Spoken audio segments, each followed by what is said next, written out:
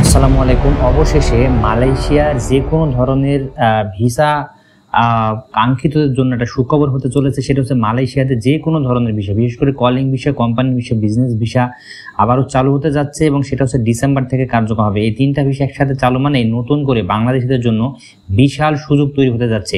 তো চলুন বিস্তারিত জেনে নেই যে কোন বিষয়ে কাকে নেওয়া হবে, খরচ কত, কিভাবে আবেদন করবেন, আর সবচেয়ে গুরুত্বপূর্ণ বিষয় হচ্ছে কখন থেকে শুরু হবে। যেটা প্রথমে বললাম যে ডিসেম্বর থেকে শুরু হবে। তো কেন বা চালু হবে ভিসা তিনটি একসাথে, এটা কত কথা বলে নেই। সেটা হচ্ছে গত কয়েক বছর মালয়েশিয়ার শ্রম বাজারে বেশ কিছু পরিবর্তন এসেছে। 2024 সালে সরকার ফ্রিজ অর্ডার এর নামে অনেক কোম্পানি নতুন শ্রমিক নিতে পারেনি, কিন্তু এখন 2025 সালে অর্থনীতি এবং স্বাভাবিক হচ্ছে বেশিরভাগ সেক্টরে শ্রমিকদের তীব্র ঘাটতি দেখা দিয়েছে। বিশেষ করে কনস্ট্রাকশন, ম্যানুফ্যাকচারিং, এগ্রিকালচারাল এবং সার্ভিস সেক্টর বিষয়ে এই ঘাটতি পূরণ করতেই মালয়েশিয়ার সরকার ডিসেম্বরে আবার নতুন করে 3 ধরনের ভিসা চালু করছে। তো যারা আসলে মালয়েশিয়াতে বিজনেস ভিসা যাতায়াত করেন তাদের জন্য ক্যাটাগরি আলাদা। সব থেকে বেশি ফোকাস দিবেন আসলে এই কলিং ভিসা, যাকে আমরা বলি আসলে লেবার ভিসা আসলে বলে থাকি, বা কোম্পানির ভিসা, আপনি যেটা বলেন না কেন। এখন কলিং আসলে কি? এটা হলো এমন এক ধরনের ভিসা যেখানে মালয়েশিয়ার কোনো কোম্পানি সরাসরি শ্রমিককে অফার দেয় এবং তার নামে কলিং ইস্যু চালু করে, মানে কলিং কোম্পানির স্পন্সর। তো নতুন প্রোগ্রাম অনুযায়ী ডিসেম্বর থেকে Malaysia foreign worker recruitment system, যেটা হচ্ছে FWRS, এবার চালু হবে। এই সিস্টেমের মাধ্যমে বাংলাদেশ সহ 13টি দেশ থেকে শ্রমিক নেওয়া হবে। তো টার্গেট কি? প্রথম ধাপে প্রায় 1 লাখ শ্রমিক নেওয়ার পরিকল্পনা আছে, যার মধ্যে বাংলাদেশে থাকবে প্রায় 20 থেকে 25 হাজারের মতো কোটা আবেদন। বয়স শিথিলযোগ্য করা হয়েছে 21 থেকে 45। স্বাস্থ্য পরীক্ষা, কোনো ক্রিমিনাল রেকর্ড থাকা যাবে না। পাসপোর্ট অন্তত 2 বছর মেয়াদ থাকতে হবে।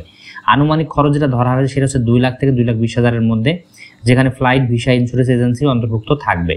কোম্পানির ভিসা পরবর্তী যেটা বিষয়টা, সেটা হচ্ছে দ্বিতীয় আসি কোম্পানির ভিসা নিয়ে, যেখানে দক্ষ স্কিল ওয়ার্কার, সেমি স্কিল কর্মীদের জন্য, যেমন electrician, welder, machine operator, technician, driver, supervisor, এই সকল পদগুলোর জন্য এই ভিসাটা চালু হবে। মালয়েশিয়া অনেক বড় বড় কোম্পানি ইতিমধ্যে নতুন ওয়ার্ক পারমিটের আবেদন জমা দিয়েছে। তাদের মধ্যে অনেকে বাংলাদেশি কর্মী এটা আগ্রহী।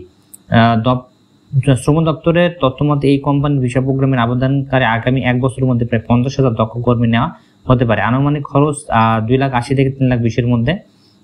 যে প্রয়োজনীয় কাগজপত্রগুলো লাগবে সেটা ট্রেনিং সার্টিফিকেট, চাকরির offer letter, demand medical report, passport, ছবি, পুলিশ ক্লিয়ারেন্স। এই বিষয়ে গেলেও সাধারণ লেবারের চেয়ে বেতন অনেক কিন্তু বেশি হয়ে থাকে। তো এই হচ্ছে আসলে বিষয়। তো আবেদন প্রক্রিয়া যে ধাপ, যেটা আমি প্রথমে বললাম, সেটা হচ্ছে তো অফিসিয়ালি পোর্টাল আবেদন ফর্ম পূরণ, প্রতিটি বিষয়ের জন্য আলাদা লিঙ্ক থাকবে। ডকুমেন্ট আপলোড, পাসপোর্ট, ছবি, medical report, company offer letter, investment approve.